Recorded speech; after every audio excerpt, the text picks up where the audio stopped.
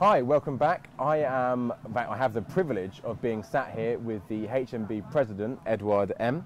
This is your sixth Battle of the Nations, I believe, in one capacity or another, starting in 2013? Yes, I came the first time in Battle of the Nations as the captain of the French national team in 2013, so that was my first time.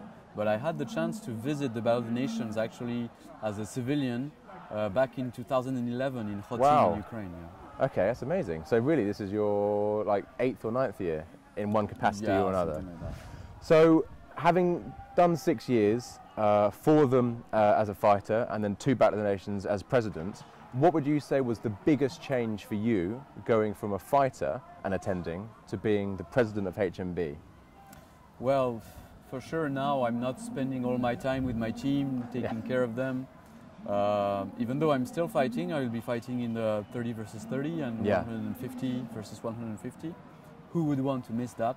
Exactly. Well, I remember seeing you present all the medals at the end of last year, still fresh in your armour, which I thought was fantastic. I that in your fought position, the finals and just took off my tabard, you know, and went in. But I think that's amazing that despite all the work that you do, you still make sure that you have some time as a fighter. Yeah. And I think for all fighters would agree, it was great seeing the president come out sweaty, wearing armour, and then presenting the medals. I think it was a nice touch. It was. Like, I was very clear before even being elected that first of all I'm a fighter and I came to this sport for fighting. I happened to become sort of an organizer back in France as the president of the French Federation and now in HMBIA. Yeah. Just because I see things that need to be done, that need to be covered, and it's like if I don't do it, who is going to do it? Exactly. And that's how I started organizing events in France, building a federation and things, just because if I didn't do it, I wouldn't have been able to fight. Yeah. Well, I think one of the things that I noticed, you know, looking at it from someone who fights in the UK and fought in France at your tournaments, is France has probably one of the more active federations in terms of the sheer volume of good quality tournaments that you guys have. I think it's like once a month now, I think, on average. Almost, yes. We have 8 official tournaments a month, a year, sorry. Yeah, and you attract really high level international teams to them, which I think is a testament to the organisation that goes into them, but also the calibre of fighters within France itself. So you touched on organisation. That's one of the things that you sort of started doing when you were captain and with the French League and now as president. So one of the questions I have, and I'm sure people watching the live stream are interested in, is what goes into deciding where Battle of the Nations will be? So how did you decide Serbia? How did you decide this fortress? So first of all, for years we have had this problem with Battle of the Nations that the venue was announced too late.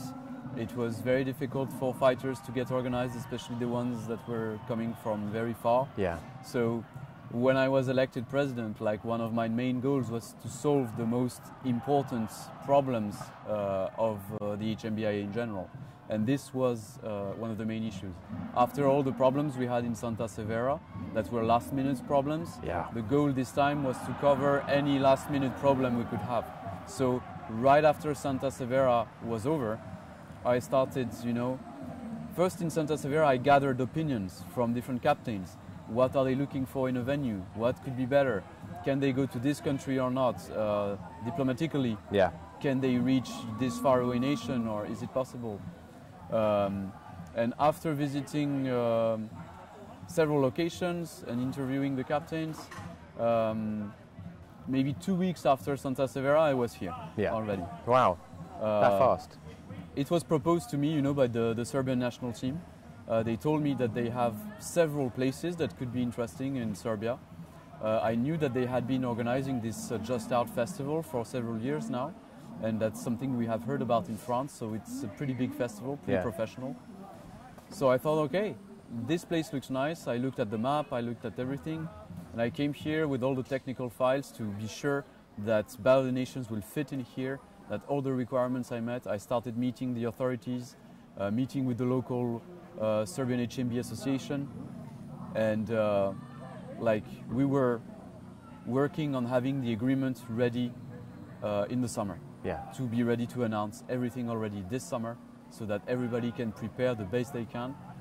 We as organizers, we could prepare earlier, and also the fighters, they knew where it was. They could already book tickets, book hotels, prepare their visas. And for me, it was really a big problem solved. Oh no, hugely. I mean, as you said, last year there was a lot of unexpected last-minute problems, and this year there's been none of that at all.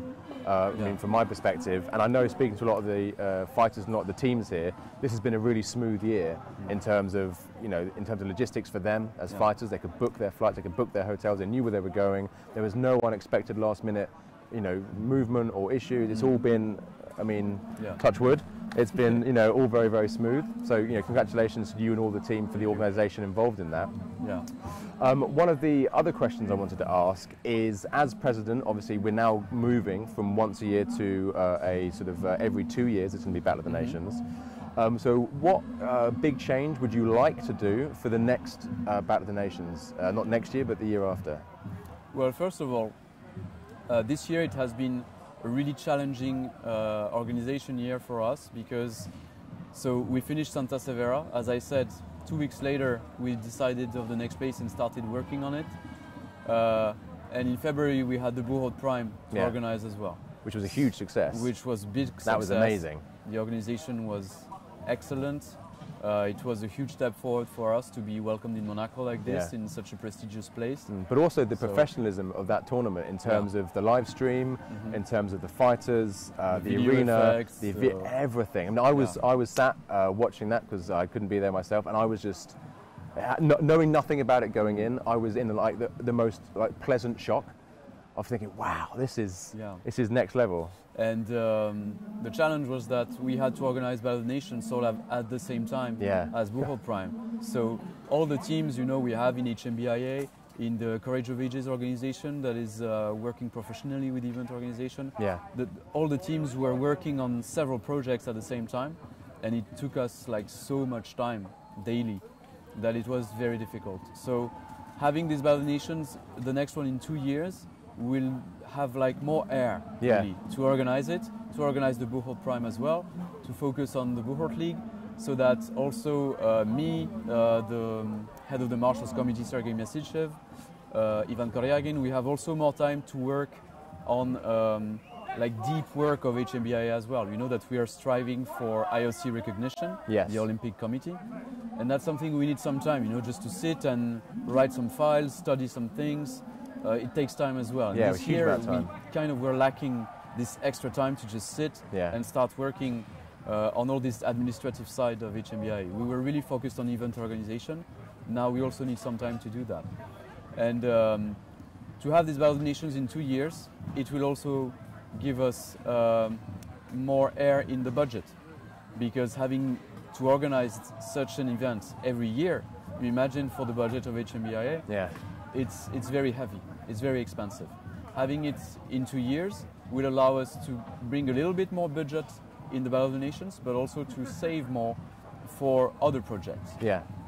Okay. You mentioned other projects. Are we allowed to know what any other projects might be, or is that all can't be spoken right now? So there is the Buchholz Prime. Of course. I think that was announced last week. The date for that's been confirmed again in February. Yes. So we are staying in Monaco. We are staying on sort of the same model. But we could make it even better, We could have even better quality services there for the fighters, for the audience, more animations maybe. So that's something for that. And also, we'll see how the 150 is happening here. But with the board of HMBIA, we have a little bit this, we're missing the old spirit of old Buchholz. Before, there was just 5 versus 5, that was the main aspect of the sport. The big festivals with big reenactment camp where you're just making some huge melees without barriers, with less wrestling and stuff. We are having in our mind to maybe organize an event that would kind of reproduce and remind us of these old days when Buchholz was made in these big reenactment festivals. Okay. That'd be really interesting to see. I mean, the 150 versus 150, obviously it's being done because it's the 10th anniversary. But I personally cannot wait to see it. And it was the one event that nearly got me back into armour.